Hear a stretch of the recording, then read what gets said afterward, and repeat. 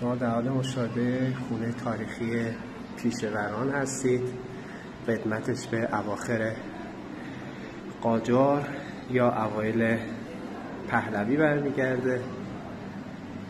خونه خیلی قشنگ، یه حس واقعا عالی داره. قسمت‌های قشنگی برای عکاسی داره که میتونید تشریف بیارید و لذت ببرید.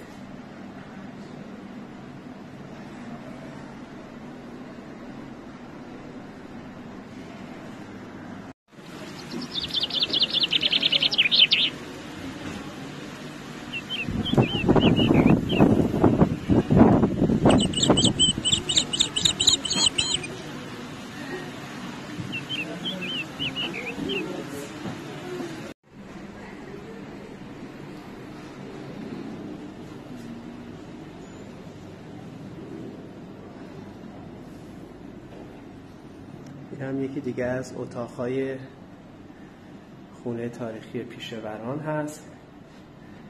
در حال حاضر کاربری این خونه کافه رستوران هست که میتونید تشریف بیارید، هم بازدید بکنید و هم از غذاها و نوشیدنی زیباشون لذت ببرید.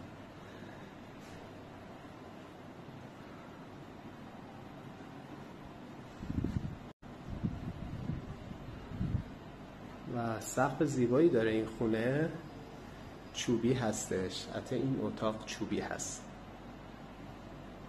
مشاهده بکنید. برگرفته از خونه‌های قدیمی که برخیاشون با چوب بود، اینجا هم انجام شده. همچنین تاقچه‌ها رو مشاهده میکنید و پنجره‌ای که خیلی سنتی و زیباست.